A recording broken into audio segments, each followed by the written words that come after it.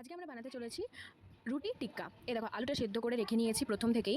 তারপর এখানে হচ্ছে হলুদ গুঁড়ো, জিরে গুঁড়ো, লঙ্কা গুঁড়ো, ধনে গুঁড়ো, এটা হচ্ছে নুন, পেঁয়াজ কুচি, ধনেপাতা কুচি, আর এখানে বেসন, লঙ্কা গুঁড়ো, জিরে গুঁড়ো দিয়ে মানে রেখেছি জাস্ট।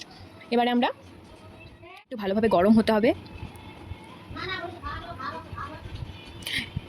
গোলমরিচ গুঁড়ো দিলাম একটু, আর এবারে হচ্ছে দিয়েছি আমরা যে আলু সিদ্ধটা করে রেখেছিলাম সেই আলু সিদ্ধটা দিলাম, আর নুন দিয়ে দিলাম সামান্য পরিমাণে।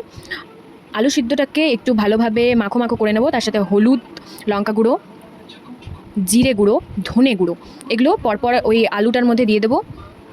আর পেঁয়াজ কুচিটা যেটা করা ছিল সেটা দিয়ে দেবো। এবারে ভালোভাবে ওই আলুটাকে রোস্ট করে নেব, মানে মাখো মাখো করে নেব গরম অবস্থাতে। কাশ্মীরি লঙ্কা গুঁড়ো দিয়ে দিলাম, আর একটা শাহি গরম মশলা দিয়ে দিলাম। এই সেদ্ধটা হয়ে এসেছে। দেখো রুটিটাকে আমরা একটু তৈরি করে রেখে হবে। তো তার জন্য প্রথমে আমাদেরকে বেসনের যে ব্যাটারটা তৈরি করতে হবে সেটা হচ্ছে সামান্য পরিমাণ ওই বেসনটার মধ্যে নুন আর জিরে গুঁড়ো, ধনে গুঁড়ো দিয়ে একটু মানে পাতলা পাতলা ঝোলের মতো করতে হবে। তার সাথে ডিম দিয়ে দিতে হবে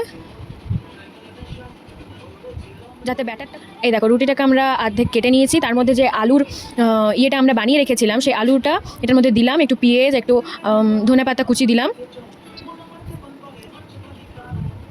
দিয়ে এটাকে ভালো করে মুড়ে নিতে হবে ভালো করে।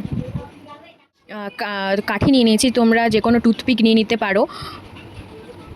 তার উপরে এটাকে যে বেসনের যে ব্যাটারটা ছিল সেটাকে ভালো করে মাখিয়ে আমরা গরম তেলের মধ্যে সেটাকে ছেড়ে দিলাম। কিছুক্ষণ এটাকে হতে দিতে হবে। দেখবে যখন লাল লাল হয়ে আসবে দুদিকটাই, তখন এই দেখো আমাদের রেডি রুটি টিক্কা। বেশ নরমও হয়েছিল আর খেতে খুব দোকানের মতো ক্রিপসি লাগছিল, জাস্ট রুটি ক্রিপসি টিক্কা। বেশ সুন্দর হয়েছে। তোমরাও প্লিজ এই রেসিপিটা ট্রাই করে দেখো বাড়িতে।